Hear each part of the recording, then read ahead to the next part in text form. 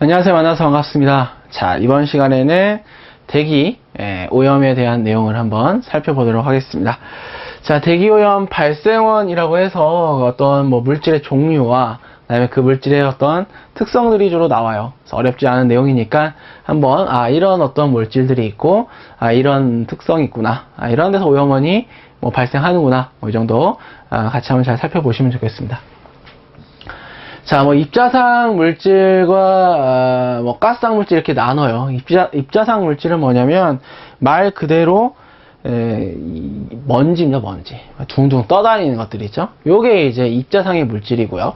가스상 물질은 냄새예요. 냄새. 대부분. 그래서 악취라든지 그다음에 우리가 쉽게 예를 들어 산성비의 원인 물질이었던 황산화물, 그다음에 질소산화물 NOx라고 하죠. 그 다음에 오존, 이런 것들이 이제 가스상 물질이 되겠고요. 그리고, 암모니아, 특히 화장실 같은 데서 나는 냄새, 이런 게 이제 가스상 물질. 입자상 물질은 요즘 많이 이슈가 되고 있는 미세먼지, 초미세먼지, 이런 것들이 입자상 물질이 되겠습니다. 물론 이제 여기에 중금속 가루라든지, 이런 것도 굉장히 많아요. 그래서 작은 입자인데, 아무리 무해하더라도 이 작은 입자가 몸으로 들어가서 폐에 박혀서 안 나오면은 문제가 되는 겁니다. 몸에. 그렇죠? 이러한 개념이 되겠습니다. 자, 그래서 입자상 물질이라는 얘기는 물질이 파쇄, 선별, 퇴적, 이적, 움직이거나 파쇄, 분출할 때 고체상 또는 액체상의 어떤 미세한 물질을 이야기를 하는 거고요. 먼지, 매연, 검등 이런 것들이 있고, 우리가 쉽게 얘기하는 PM10 많이 얘기하는, 그 다음에 PM2.5 이런 것들이 입자상 물질의 대표적이죠. 자, 여기 제가 공기 역학적 직경이라고 해놨는데, 이 사이즈가 워낙 작다 보니까, 이거 줄자 이렇게 해가지고 못 재요. 그래서, 공기 역학적 직경이다라는 어떠한 용어가 있으면 직경의 사이즈를 잴 때, 이거는 이제 기준되는 그 밀도를 1로 놓고 똑같이 떨어뜨렸을 때, 그 사이즈를 산정하는 그런 개념인데, 뒤에 가서 우리가 공기 역학적 직경, 스토크스 직경 이런 것들이 나옵니다. 그래서 그와 관련해서는 뒤에 가서 보기로 하고요. 들어가서 폐 속으로 들어가서 가장 이제 침착하기 쉬운, 그러니까 박혀서 안 나오는 거는 0.5에서 5 마이크로미터 이 정도 사이즈다라고 보시면 되겠습니다. 자, 그 다음에 기체에서 고체로 승화, 고체에서 기체로, 그 다음에 액화, 기화, 융해, 응고 이렇게 되어 있는데, 각각 물질의 상태의 변화가 있을 때 이러한 용어를 쓰는 거죠. 한번 보시면 좋을 것 같고. 자, 그 다음에 가스상 물질 어떤 것들이 있냐면 황산화물, 질소산화물, 일산화탄소, 이산화탄소, 오존 이런 것들이 있어요. 그래서 이 가스상 물질의 어떤 공통점만 보시면은 온도가 높아지면 점도가 높아집니다. 그런데 액체와 고체인 경우에는 온도가 높아지면 점도는 낮아져요. 서로 반대입니다. 그래서 반대되는 개념, 높아진다, 낮아진다, 헷갈리지 않도록 좀 잘 정리를 해두시고, 자, 기체의 용해도와 관련해서, 즉, 이 가스상 물질을 잡아 오려면, 어찌됐든 간에, 어딘가에 흡수를 시킨다든지, 아니면 걔네들을 데리고 오는 또 다른 방법을 찾는다든지 해야 되는데, 흡수와 관련된 이 용해를 시켜서 제거하는 방법이 굉장히 많이 알려져 있습니다. 그래서 그 용해와 관련된 법칙 중에 하나가 헨리의 법칙이에요. 자, 헨리의 법칙은 P는 HC라고 해서 사실 온도가 일정할 때 이 압력과 기체의 어떤 용해된 농도는 비례하는 그 관계를 나타낸 식입니다. 하지만 일반적으로 기체에서는 온도가 높아지게 되면 용해도는 낮아져요. 그리고 액체와 고체는 온도가 높아지면 용해도는 반대로 높아져요. 그래서 우리가 찬물에다가 녹이는 거랑 뜨거운 물에 녹이는 거랑 다르잖아요. 근데 기체는 서로 반대입니다. 그리고 압력 같은 경우에는 이 기체에서 압력이 높아지게 되면은 용해도가 커집니다. 이런 관계가 있어요. 그래서 이 개념도 함께 정리를 해두시고, 자, 오염물질을 분류를 할 때 발생원에 따라서 1차 오염물질이냐 2차 오염물질이냐 이렇게 얘기를 합니다. 마찬가지로 이것도 1차라는 얘기는 발생원에서 직접 나온 거예요. 쉽게 얘기하면 굴뚝에서 바로 나오네. 2차 오염물질은 뭐냐면 그 1차 오염물질이 광학적인 어떤 그런 다른 반응을 통해서 새로운 무언가로 다시 태어나는 거예요. 근데 걔가 이제 안 해로우면 좋은데 걔도 안 좋아. 이런 것들을 갖다 우리가 2차 오염물질 이렇게 얘기하고요. 얘는 1차, 그러니까 굴뚝에서도 나오고 나온 애가 다시 밖에서도 얘가 나올 수 있어요. 그런 것들 우리가 뭐라고 하냐면 1, 2차 오염물질입니다. 이렇게 부릅니다. 그래서 1차 오염물질은 직접 방출된 거예요. 그리고 2차 오염물질은 주로 광학적인 어떤 반응을 통해서 다시 한번 또 새로운 뭔가로 나온 겁니다. 그래서 뭐 보시면은 삭스, 낙스, PAN, 뭐 오존, 과산화수소, NOCl 이런 것들이 있는데, 자, 시험 문제 주로 나오는 건 뭐냐면은 1차나 2차나 이게 나오는 게 아니라 1차도 되고 2차도 되고 하는 물질을 물어보는 경우가 대부분이에요. 그래서 이렇게 보시면 되겠고, NO가 있고요, NO2가 있고, SO2가 있고, SO3가 있어요. 그 다음에 H2SO4가 있고, 알데히드, 유기산 이런 것들이 있습니다. 그래서 1차도 되고 2차도 되는 이 물질을 좀 잘 여러분들이 체크해 두셨으면 좋겠습니다. 대기오염의 어떤 물질의 피해 안 좋죠, 그렇죠? 그래서 피해도는 농도와 폭로 시간, 얼마나 많은 농도에 내가 얼마나 오랫동안 머물렀느냐에 따라서 이제 피해가 가중될 수도 있고. 자, 그다음 여기 한번 볼게요. 풍속이 낮고 기온 역전이 클 때 피해가 증가한다 이겁니다. 자, 우리가 낮말은 새가 듣고 밤말은 쥐가 듣는다는 얘기 있어요. 밤에는 저희가 이제 좀 높은 층에 사는데 10층에 살아요. 근데 밤에는 저 1층에서 웃는 소리도 들려요. 근데 낮에는 안 들려. 왜 그럽니까? 밤에는 어떻게 되어 있냐면은 이렇게 되어 있어요. 자, 원래 우리의 이 대기는 온도가 올라가면 올라갈수록 추워요. 그러니까 산에 올라가면 추운 이유가 그거예요. 고도가 올라가면 추워. 즉 이게 온도고 이게 이제 고도면은 사실은 이렇게 돼야 되거든요. 이렇게. 그런데 밤에는 지표면부터 냉각이 되기 때문에 여기 부분이 꺾입니다. 이렇게 되는 거예요. 자, 이렇게 된다고. 얘가 밤이야. 보통은 이제 뭐 늦은 해 1몰 후에서부터 새벽까지 이렇게 얘기를 하는데 요거예요, 요거. 그래서 요 부분이 굉장히 안정한 부분이에요. 왜? 고도가 올라감에 따라서 온도가 증가하기 때문에, 자, 온도가 증가하게 되면 얘네들은 굉장히 좀 가볍다. 이렇게 얘기할 수 있습니다. 차가운 공기는 무겁다. 그래서 이렇게 안정한 층이 형성이 됩니다. 이걸 뭐라고 하냐면, 기온 역전이다. 이렇게 얘기를 하고요. 이 기온 역전이면서 무풍 상태. 요 상태가 되면은 대기오염이 안 일어날 수가 없어요, 이게. 역사적인 대기오염의 사건, LA 스모그, 런던 스모그 있는데, 이 상태에서 정말 많은 피해가 일어났습니다. 그래서 복합 오염물질 때, 공장 주민, 지역 주민, 이런 사람들은 또 많은 오염 부하를 받게 되겠죠. 자, 대기오염물질의 특징 해서 여기서부터 이제 쭉 좀, 나오는데, 이런 특징이 있다. 자, 그 다음에 이런 특징들이 좀 있고, 얘는 무엇인가 이렇게 물어볼 수 있습니다. 그리고 얘를 써놓고 이 중에 맞지 않은 건 무엇인가 이렇게도 물어볼 수 있어요. 그래서 대기 환경 쪽에서 이 오염물질의 특성들 중요하니까 자, 이렇게 체크된 부분 위주로 좀 잘 정리해 두시면 문제를 모두 맞출 수가 있습니다. 자, 그다음 일산화탄소부터 볼게요. 자, 얘는 우리가 연탄가스를 했어요, 예전에. 그러니까 불완전 연소시에 나온 겁니다. 비 오는 날 연탄을 뗐는데 잘못해가지고 이게 막 나온 거죠. 일산화탄소라고 하고, 얘는 공기보단 가벼워요. 얘가 28입니다. 분자량이. 공기의 분자량이 29예요. 그래서 조금 가벼운 편이고, 무색, 무미, 무치, 냄새도 안 나, 색깔도 안 보여. 이런 뜻이고요. 자, 앞에서 말씀드린 것처럼 이제 불완전 연소 시에 발생한다라는 거고, 이게 왜 문제가 되느냐, 이 일산화탄소가. 얘를 딱 마셔서 몸속으로 들어갔는데, 우리 몸속에는 헤모글로빈이라는 게 있어요. 이건 뭐 하냐? 얘는 우리 몸의 혈액 속에서 산소나 영양분 이런 것들을 우리 온몸에다 다 전달해 줘야 돼요. 전달해 주는 역할을 해요. 그런데 얘가 산소를 데리고 가줘야 되는데 이 산소를 안 데리고 가고 얘를 데려가는 거야. 왜? 얘랑 더 친하거든. 그래서 우리가 질식을 하고 갑자기 쓰러지는 겁니다. 이게 일산화탄소. 헤모글로빈과의 결합력이 강하다. 얼마나 강하냐? 210배. 여기까지 체크해 두시고. 자, 요거는 이제 난용성 기체, 물에 안 녹는다 이 얘기예요. 그리고 자동차에서 많이 나온다. 그리고 체류 시간은 뭐 1에서 3개월 이렇게 되겠습니다. 자, 황산가스에서 뭐 황산화물 이렇게 얘기하는데 얘를 우리가 싹스라고 이렇게 부릅니다. 자, 이거는 이제 산성비의 원인 물질이었고요. 지금은 사실 산성비 얘기 안 하잖아요. 예, 왜 그래요?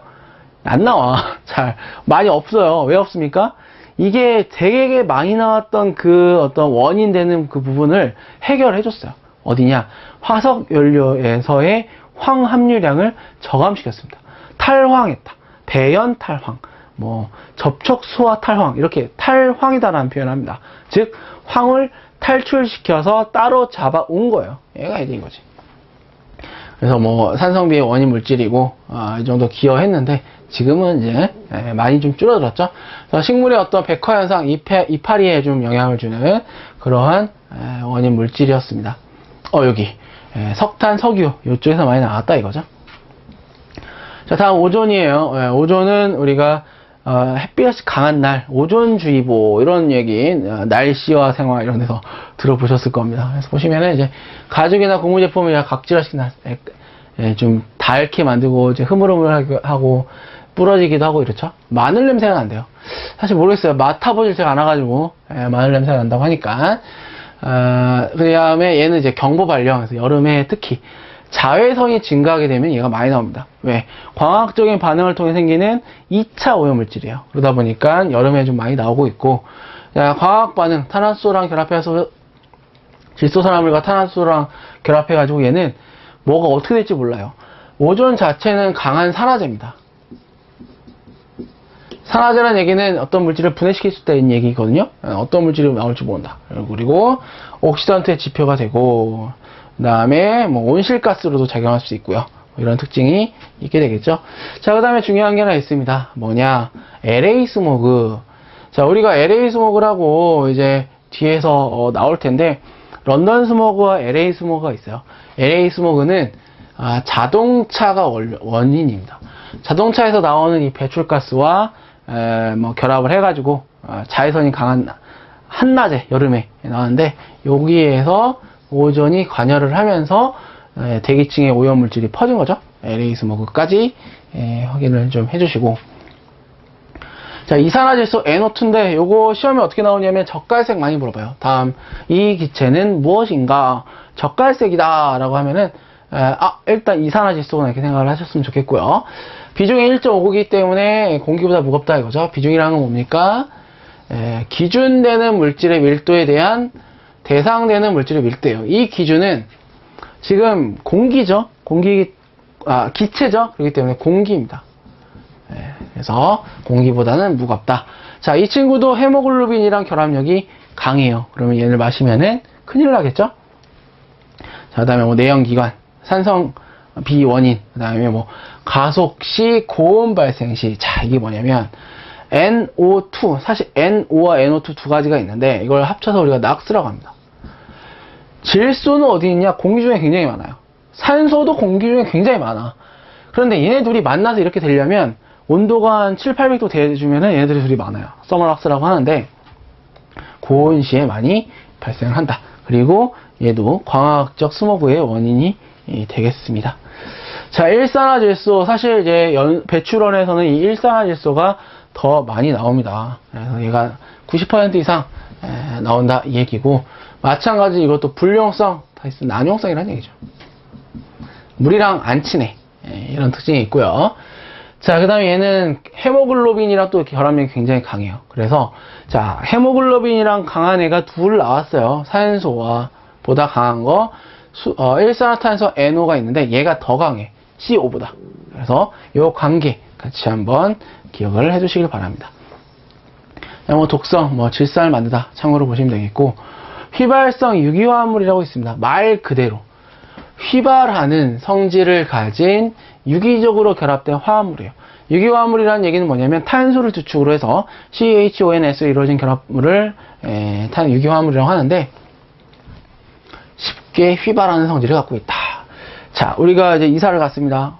여기도 제가 지금 촬영하고 있는 이 스튜디오, 뭐 언제 만들어졌는지는 모르겠지만 뭐 붙이고 바르고 페인트 칠하고 했을 거라고요. 걔네들에서 뭐가 나오냐? 얘가 나와요. VOCs. 자, S가 붙었죠? 크게 써보고 VOCSGS. S는 많다는 뜻입니다. 그래서 휘발하는 성질을 가진 유기화합물을 총칭하는 거예요. 그 안에는 정말 엄청나게 많은 것들이 있겠죠. 뭐가 얼마나 있는지도 모를 수도 있어요. 더 많이 생길 수도 있고. 이런 것들이 이제 여기 있고, 포름알데히드와 함께 얘도 이런 데 사용이 되기 때문에 세집 증후군. 제가 새집 증후군, 새로운 집입니다. 새의 집이 아니라 새집 증후군의 이제 원인 물질이 되겠습니다. 뭐랑 VOC, 휘발성 유기화합물과 포름알데히드. 여기다 쓸까요? 요 물질이 새집 증후군의 원인이 되는 그런 물질이죠. 그래서 PAN이라고 하는데, 이 PAN 같은 경우에는 이제 화학식은 이렇게 돼요. 그래서 이것도 강산화제로 2차 오염 물질입니다. 자외선이 있을 때 오존과의 어떤 결합을 통해 생기는 그런 물질이 되겠고요. 자, 다이옥신이라고 있습니다. 다이옥신. 자, 다이옥신이 한때 이제 소각장 막 우리나라 막 건설되고 할 때 엄청나게 많은 항의도 하고, 이 물질 때문에 암이 생긴 사람도 있고, 병에 걸린 사람도 있고 그랬었어요. 자, 다이옥신이라는 건 뭐냐면은 벤젠골이 2개,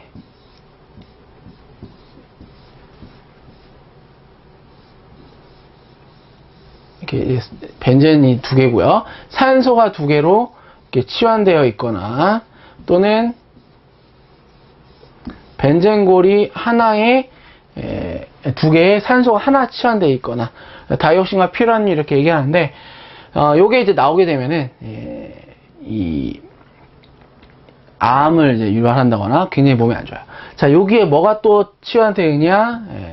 염소가 붙습니다. 그래서 여기 염소가 이제 붙어가지고 되게 많은 종류의 다이옥신, 이성질체라고 하는데 나와요.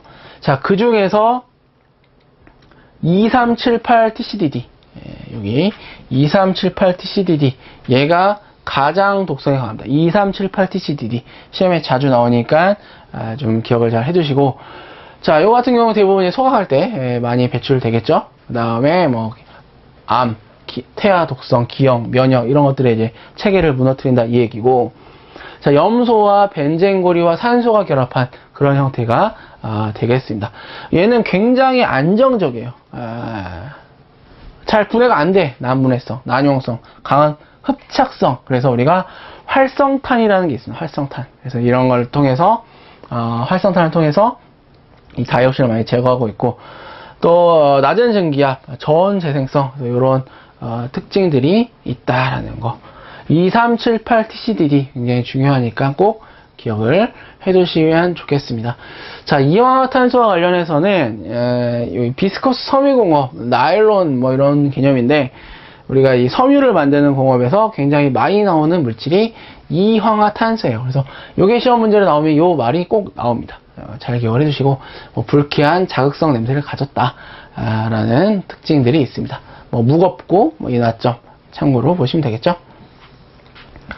자, 다음 라돈이죠. 자, 라돈도 이제 실내 공기 쪽에서, 그리고 얼마 전에 뉴스도 엄청나게 우리가 크게 나왔죠. 이런 개념이 라돈.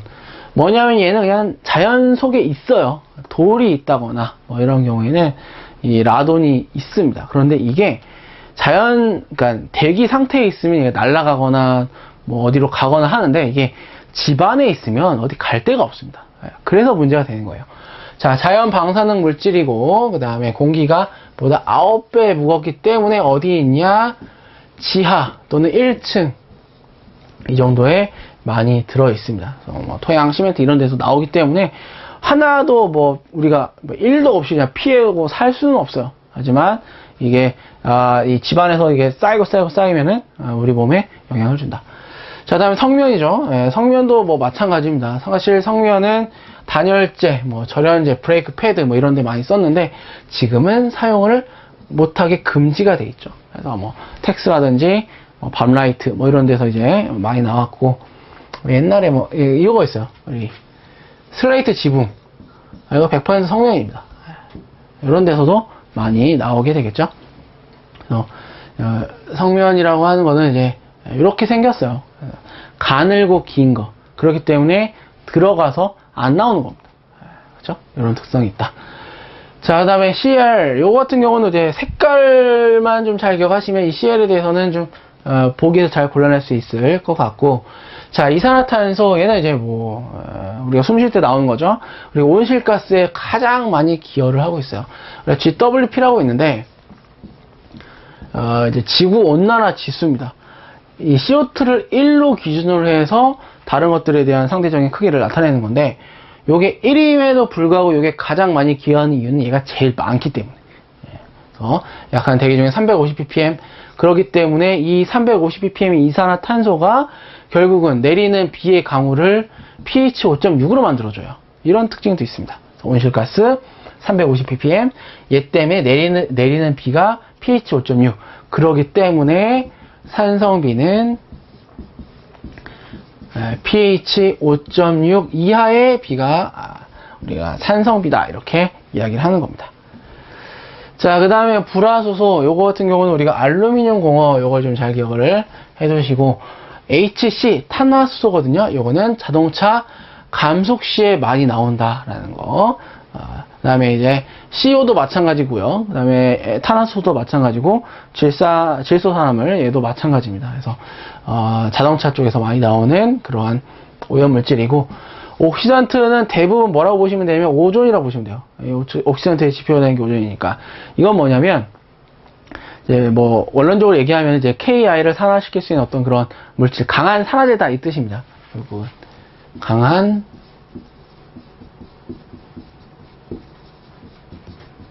산화제, 이 뜻인데, 요게 많게 되면은 자외선과 만나가지고 또 다른 무언가가 나타날 수 있어요. 그래서 요거를 이제 광학 반응이 가장 많은 참여를 하는 그런 물질이고, 페놀. 페놀이 벤젠에 OH기 하나 붙은 건데, 요거는 이제 피혁, 도장 이런 데서 많이 나오게 되겠습니다. 자, 그 다음에 이제 뭐 암모니아, 우리가 NH3라고 하죠. 요거는 대부분 악취 유발 물질이에요.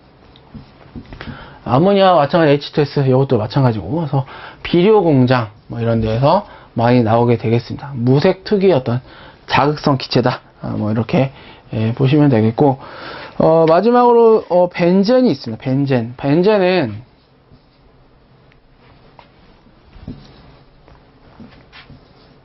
아이고 C를 써야 되는데 이렇게 생겼거든요. 근데 여기 이제 그 공명 구조라고 해서 이 결합의 길이가 단일 결합도 아니고 이중 결합도 아닌 뭐 1.5중 결합, 이렇게 얘기합니다. 이렇게 표현을 해요. 얘가 뭐냐면 벤젠입니다. 그래서 석유, 정제, 프로말린 제조 시에 많이 발생한다, 이런 특징들이 있습니다. 각각의 어떤 대기오염 물질 특성, 요것들 다 뭐냐면은 시험에 나왔었던 그 내용들로만 제가 골라봤습니다. 그래서 여러분들 이거 뭐 다 이렇게 외우려고 하지 마시고 자주 읽어보시면서 공부하시면은 크게 어렵지 않은 그런 내용일 것 같아요. 자, 이번 강의 여기까지 해서 마치도록 하고요. 다음 강의 이어서 뵙도록 하겠습니다. 감사합니다.